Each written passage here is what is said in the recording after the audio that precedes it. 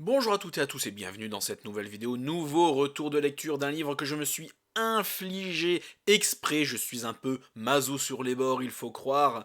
Je vais vous parler de Crime en toutes lettres de Sophiana, donc qui est celle qui, depuis quelques années, reprend officiellement le personnage d'Hercule Poirot pour en faire de nouvelles enquêtes, de nouveaux romans, avec l'aval de la descendance d'Agatha Christie. Donc c'est des Poirots qu'on peut considérer d'officiels. Alors je me dis que je me suis infligé, donc vous vous doutez bien de ce que j'en ai pensé. Si vous me suivez depuis un moment, vous savez que j'ai lu Meurtre en majuscule, qui est le premier. La mort a ses raisons, ou le, ouais c'est ça, donc qui est le deuxième, et donc celui-là est le troisième, c'est Crime en toutes lettres. J'ai détesté Meurtre en majuscule, donc en fait, Meurtre en majuscule, c'est la toute première vidéo retour de lecture que j'ai fait, qui est 100 fois trop longue, et qui est beaucoup, je rentre beaucoup trop dans le détail.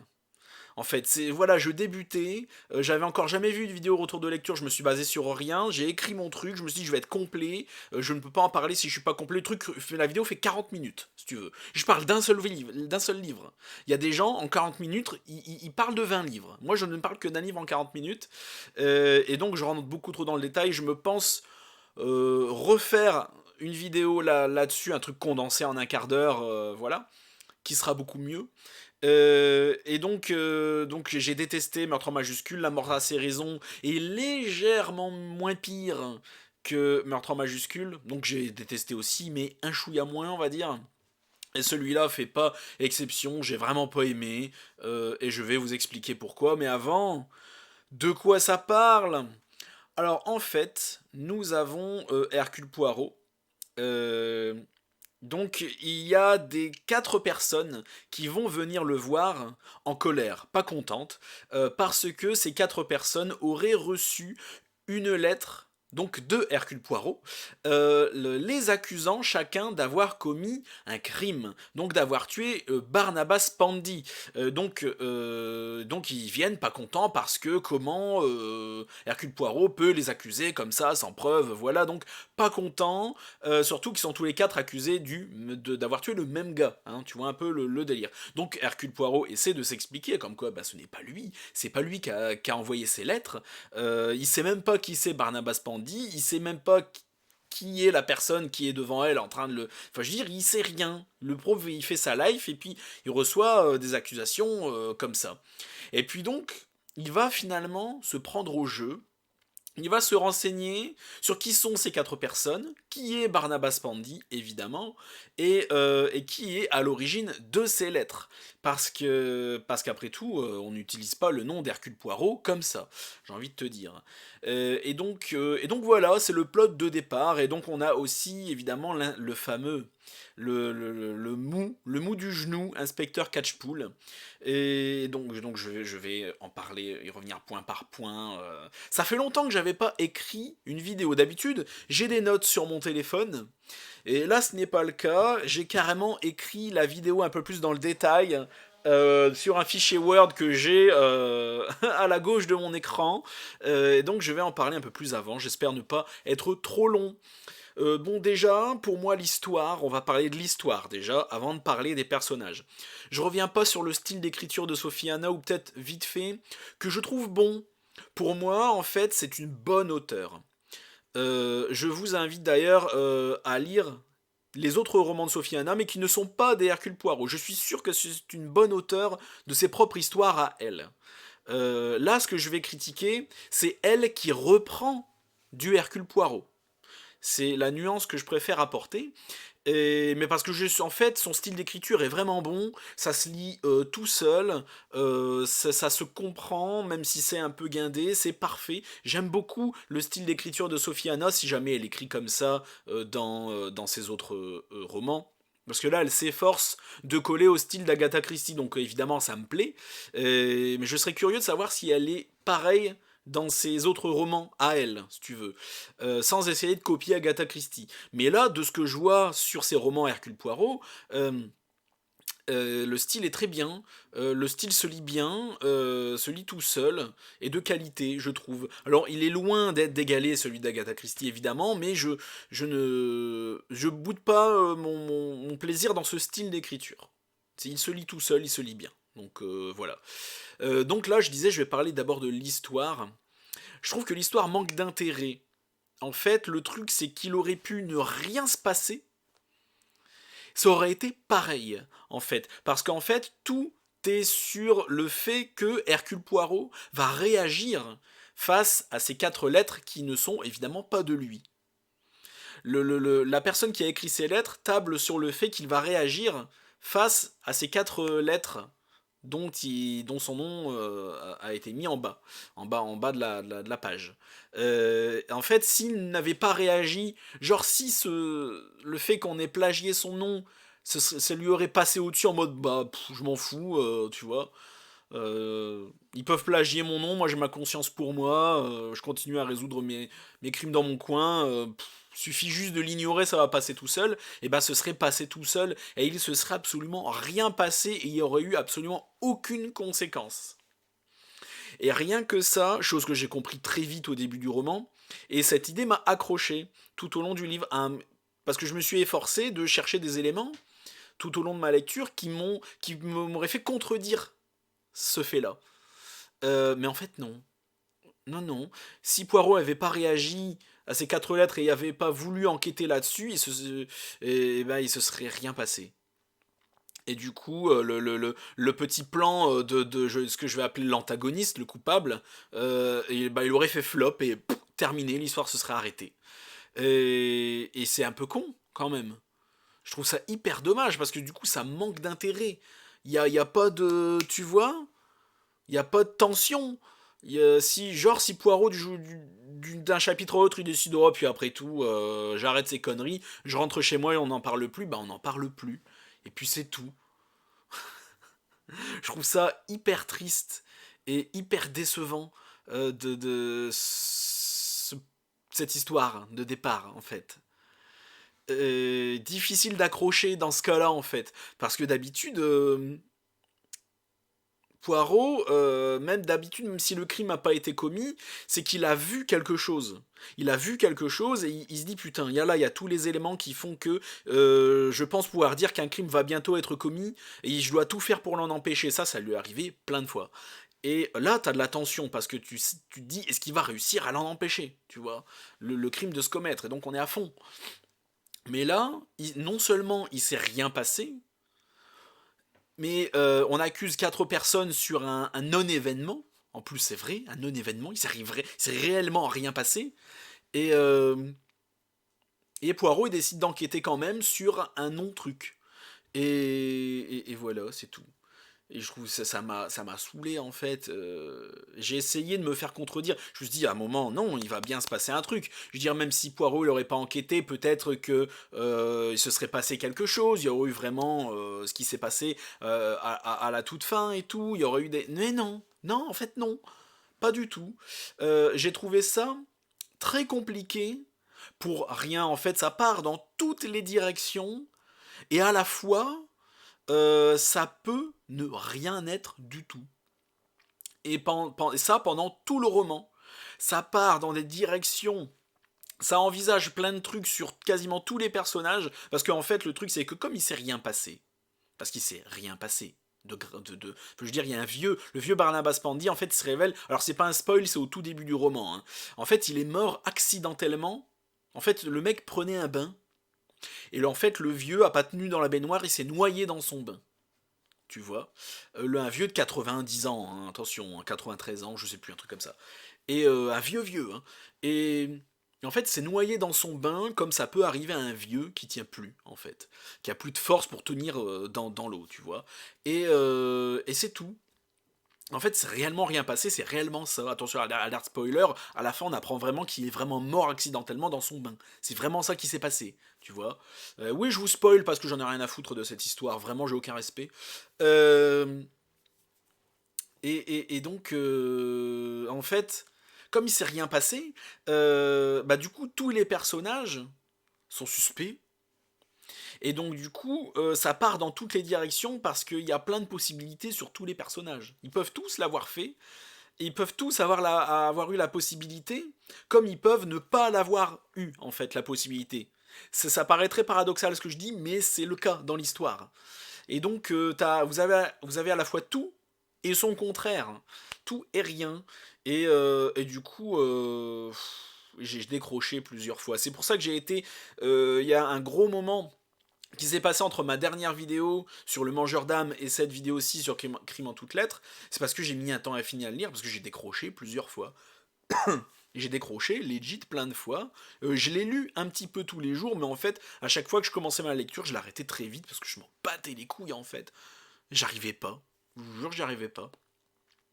Et d'ailleurs, merci à vous de vous inquiéter au fait qu'il n'y ait pas de vidéo pendant un certain temps.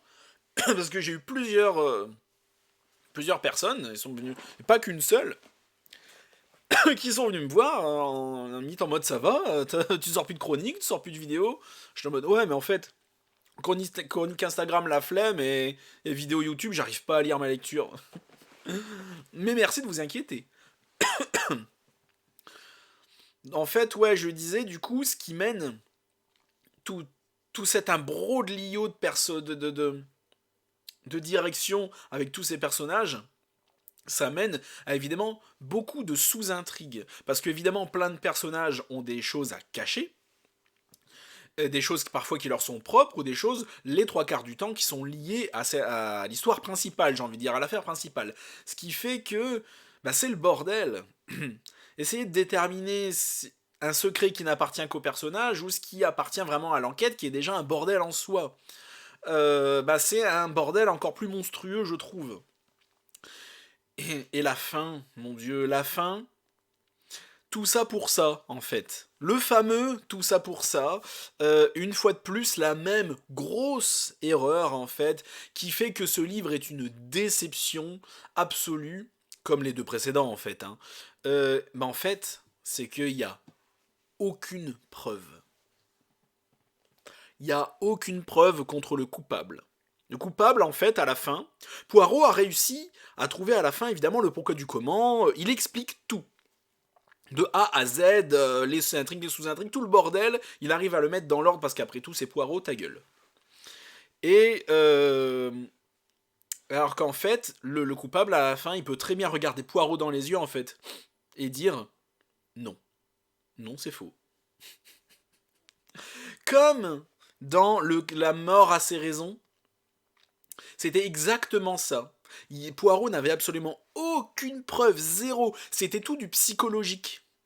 C'était tout du psychologique, avec il y avait des faits rapportés par les témoins, donc en prenant en compte le fait que les témoins ne mentent pas.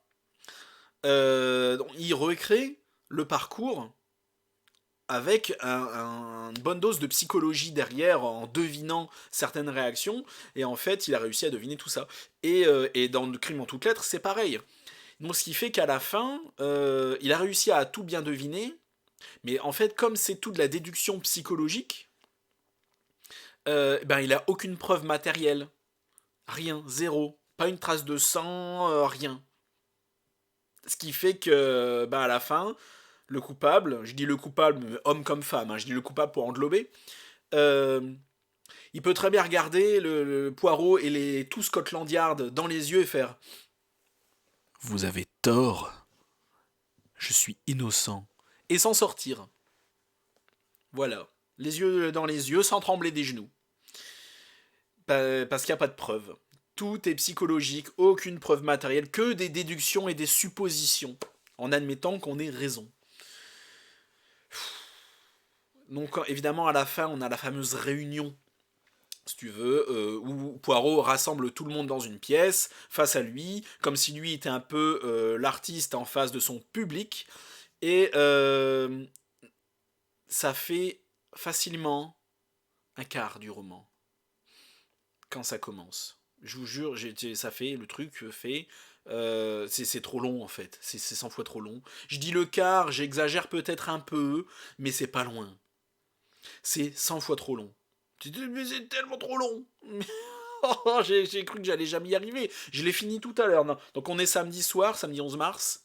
au moment où cette vidéo sort, et je l'ai fini là, milieu d'après-midi, et j'ai cru que j'allais jamais le terminer, j'ai cru que c'était infini, tellement c'était long, mon Dieu quoi. Et je suis d'accord que c'est une grosse partie, la réunion d'explications à la fin, mais enfin là, non, c'était trop, c'était beaucoup trop.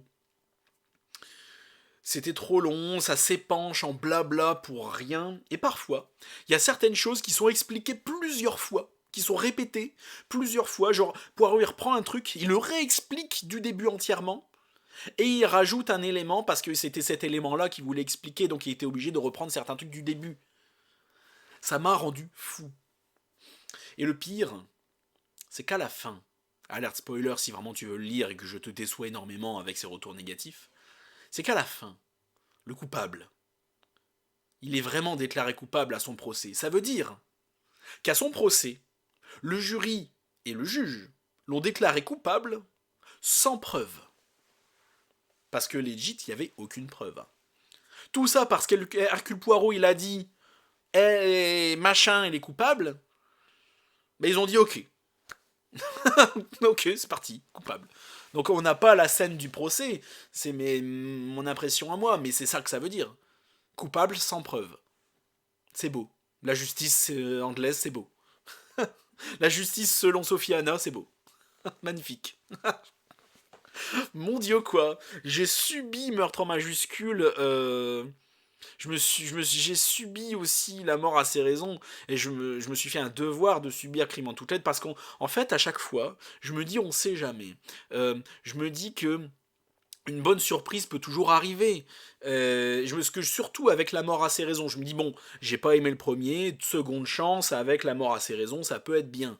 Non, c'était pas bien. Et crime en toutes lettres, c'est pas bien non plus, mais on me dit parfois pourquoi tu te fais subir ça du coup. Parce qu'en fait, un de mes grands thèmes, un des grands thèmes j'allais dire de mes réseaux littéraires, c'est Agatha Christie. Donc en fait, je me fais un devoir de lire tout ce qui me passe sous le nez qui concerne Agatha Christie, Hercule Poirot et ses personnages, et tous les autres personnages. Donc en fait, ça, je me dois de le lire. C'est ce truc, je me devais de le lire, voilà. C'est une mission que je me suis auto-imposée. Donc voilà. On va parler un peu des personnages. Je reviens sur l'inspecteur Edward Catchpool, qui est toujours aussi inutile, qui n'apprend rien, parce que j'ai déjà vu plusieurs interviews Sofiana qui revendique le fait qu'elle écrit comme Agatha Christie, dans le style. Donc en fait c'est pour ça que je suis aussi méchant, je vais dire, avec elle, parce que c'est absolument pas le cas. Très décevant. Et malgré le fait qu'elle écrit bien, et qu'il y ait des similitudes effectivement avec Agatha Christie, parce qu'à un moment voilà, mais non, tu vois, non pas du tout. En tout cas, pour le style d'écriture, ça peut éventuellement le faire, mais pas pour l'histoire, tu vois. Donc, du coup, ça marche pas. Et en fait, Catchpool, j'ai vu dans une interview qu'elle le veut un peu, évidemment moins bon que Poirot, parce que c'est évident, ça reste Hercule Poirot. Personne n'est meilleur que lui, mais elle veut que Catchpool apprenne de Poirot, en mode mentor. Mais là, pas du tout. En 3 romans, il apprend rien. En fait, il ne fait que faire ce que Poirot lui demande. Poirot, il fait va là et trouve-moi ces éléments-là parce que tu vois, j'ai autre chose à faire à côté. Et lui, il fait ok, il y va, il trouve les éléments qu'il lui demande sans grande difficulté parce que c'est facile. Il revient, il lui donne. Voilà. C'est tout. C'est tout à quoi il sert qu'à ça. Il a même pas d'intrigue amoureuse, d'intrigue personnelle. Non, non, non, non, rien du tout. Il sert de coursier à Poirot, c'est tout. Aucune déduction de lui-même, rien, zéro. Zéro. On va revenir sur Poirot, et là je vois que la vidéo fait 20 minutes presque, c'est déjà trop long. Poirot, c'est pas Poirot quoi, il est mal foutu. Et soit les traits sont exagérés, ou soit ils sont pas bien faits, j'ai envie de te dire. Encore une fois, il n'y a rien qui va.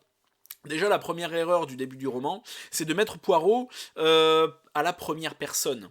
Donc quand on a Poirot, parce que des fois on voit Catchpool, donc on a évidemment Catchpool à la première personne, donc c'est lui qui écrit le livre, un peu comme Watson avec Sherlock Holmes. Donc c'est normal qu'on ait Catchpool à la première personne, en mode interne, et Mais on a aussi Poirot à la première personne en mode interne. Et ça, c'est la grosse erreur, hein, si tu veux. Chose à ne pas faire. Parce que ce qui fait la renommée d'Hercule Poirot, c'est justement les questions et ces méthodes pour répondre à ces questions que nous comprenons pas de prime abord. C'est ce côté mystérieux, mystérieusement excentrique d'Hercule Poirot qui fait son charme. Et qui fait que nous voyons souvent tout ça à travers les yeux de Hastings et que de Hastings, qui voit Poirot enquêter et essayer de répondre à certaines questions, enfin ce qu'il pense être certaines questions, et poser des questions parfois saugrenues, parfois enquêter sur certains points qu'il pense complètement inutiles, tu vois, et en mode pourquoi il fait ça, tu vois, en quoi ça sert à l'enquête, et du coup à la fin tu sais qu'en fait c'était un élément hyper important, et que c'était un truc principal, et qu'en fait on s'en est pas rendu compte, et qu'on est complètement con, et qu'en fait Poirot c'est un dieu vivant, tu vois, j'exagère un peu mais c'est ça, et le truc c'est que là comme on est en point de vue interne avec Poirot, ben c'est-à-dire qu'on a ses pensées, son mode de fonctionnement, que parfois en fait c'est un peu le pif gagnant. Il pose une question un peu au pif, et puis il sait pas, voilà. Et donc ça casse le mythe, mais tellement fort. Alors qu'en fait Poirot, il pose toujours les questions, il sait les réponses qu'il veut. Psychologiquement, il pose ces questions-là pour avoir certaines réponses, dans la direction qu'il veut. Et pas un peu au pif, évidemment, au début, c'est du pif, mais je veux dire, moi je connais suffisamment Poirot pour pouvoir avancer tout ça. Et est-ce que la psychologie de Poirot que Sophie Anna nous met là-dedans, en point de vue interne, donc quand on est dans sa tête, ben c'est pas Poirot, dans les autres enquêtes, j'ai jamais vu penser comme ça, hein. Vraiment, quoi. La magie n'opère pas. Et rend le personnage décevant. Parce que dans les Agatha Christie, lorsqu'on le suit Poirot seul et qu'il n'y a pas Hastings, ce qui arrive, on a un point de vue à la troisième personne, un point de vue externe. On voit Poirot, mais on ne voit pas ce qu'il pense, tu vois. Après c'est pareil, son comportement, son caractère, ça va pas non plus. Une fois encore, c'est pas très bien retranscrit. Par exemple, son amour de la symétrie, ce qui m'a choqué dès le début du roman, c'est que genre, il est je crois que ça doit être un taxi, et donc le taxi se gare devant la porte de chez lui, de son bâtiment, et en fait, la voiture, alors déjà le chauffeur, extrêmement fort, ça c'est le trottoir, ça c'est la bagnole. La bagnole se gare parfaitement perpendiculairement, je vais y arriver, au trottoir. Et donc Poirot en est extrêmement satisfait. C'est-à-dire que Poirot il descend de bagnole et il regarde la bagnole, il met son pif au sol pour regarder, il mesure. Parce que moi, attention, c'est pas marqué dans le bouquin, mais c'est mes déductions à moi, parce que moi ça me paraît logique. Donc il mesure le fait que la bagnole soit parfaitement perpendiculaire au trottoir. Parce que la bagnole, selon ce qui est écrit dans la première page, c'est le premier paragraphe, la bagnole était parfaitement perpendiculaire au trottoir. Ah, c'est terrible. Et je me dis, mais en fait, non, Poirot, il s'en fout, en fait. Si il est garé tranquillement devant chez lui, il en sort, il est content, voilà, mais jamais, jamais, c'est exagéré de ouf, malade, t'imagines même pas. Quand Poirot, il voit sur une étagère deux bibelots identiques, parfaitement alignés au poil de cul, là, il est content, mais il va pas s'extasier devant une bagnole qui se gare parfaitement perpendiculairement. Mais il y a plein de trucs comme ça m'a saoulé. Je dis, mais putain, comment on peut écrire un Poirot comme ça? Il y a d'autres trucs comme ça, hein. Soit c'est trop comme cette scène de la symétrie, ou soit c'est pas assez, avec son affection pour Faye Spring, qui est un personnage complètement taré, qui n'a aucun intérêt, et qui gère un café dans Londres, mais un café pourri, où rien n'est rangé correctement, où il n'y a rien de symétrique, c'est le bordel partout. Apparemment la cuisine est bonne, mais c'est pour ça qu'il y va. Dans Meurtre en majuscule, il y a un pépère qui lui dit ah bah va là-bas, on mange bien. Il y est allé, il a bien mangé, il s'est dit ok, c'est le meilleur endroit du monde. Et alors que il y a rien de symétrique, c'est limite crade, tout est pourri, mais la bouffe est bonne. Ça, c'est pas Hercule Poirot non plus. À un moment, il dit qu'il aime réfléchir au milieu de la foule, au milieu des gens. Ben ça, c'est pas vrai non plus. Il aime réfléchir au calme, seul chez lui, assis dans un fauteuil, où il ferme les yeux, il est comme ça. Voilà. Avec les doigts qui rejoignent comme ça. Et comme ça, il ferme les yeux. C'est comme ça qu'il réfléchit. Quand il a du mal, quand il galère un peu, il s'isole, il va chez lui, il se met dans son fauteuil, il ferme les yeux, il est comme ça, il est dans ses pensées, et il y arrive. Moi, perso, quand je veux réfléchir et qu'il y a du brouhaha autour de moi, moi, j'y arrive pas. Et à la fin, ce qui m'a un peu saoulé, ce qui fait un peu enfant gâté, genre il tape du pied en poussant une grosse gueulante, parce qu'il y a des gens qui ont été en retard à sa réunion de fin. En mode, il commence à gueuler. Je suis en mode, ouais, d'accord. Mon Dieu, que ça se termine vite. Et voilà, c'est tout ce que j'avais à dire. Donc ne l'achetez pas. Lisez les autres romans de Sofiana qui, je suis sûr, sont très bien et que je lirai peut-être un jour parce que son style d'écriture, en tout cas vu comment elle écrit les Hercule Poirot, ça me convainc suffisamment pour lire ses vrais romans à elle et pas ses faux plagiats d'Agatha Christie officiels. Si vous êtes fan d'Agatha Christie, que vous voulez tenter Sophiana, par pitié ne le faites pas. S'il vous plaît. En fait, je suis désolé d'être aussi véhément, mais en fait, ça me tient énormément à cœur, ce genre de truc. Agatha Christie, c'est vraiment mon auteur préféré de tous les temps, et voir quelqu'un fasse de telles choses, pour moi, c'est pas acceptable en fait. Ça me tient énormément à cœur, ça a dû se ressentir, ça va peut-être en faire marrer certains, parce que je sais que ça fait marrer les gens de me voir rager. Tant mieux pour vous si vous passez un bon moment. Mais je suis aussi content que vous constatiez que je ne rage pas gratuitement et que j'avance tout le temps de beaucoup d'arguments. C'est ce qui ressort beaucoup. Ma rage fait marrer les gens, mais elle reste légitime parce que elle est très bien construite. C'est ce qui ressort en général de mes vidéos. Je suis très content, merci à vous, content ça vous fasse rire, et content d'un autre côté que les arguments que j'avance, vous convainquent. Donc merci à tous d'avoir regardé la vidéo jusqu'au bout. N'hésite pas à la liker, à la partager, à faire tout ce que tu veux. N'hésite pas à t'abonner à ma chaîne YouTube, à mon Instagram Les Polars d'Alistair, où je raconte ma vie littéraire de lecteur et d'auteur. Mon Facebook Les Romans Noirs d'Alistair, où je poste tout et où toi aussi tu peux poster toutes tes chroniques, tes vidéos, tout ça, tout est accepté. Il n'y a pas de problème. Et mon Twitch, où je vais reprendre les streams incessamment sous peu. Alistair Live, tous les liens seront dans la description. Merci à tous et à la prochaine chez Alistair.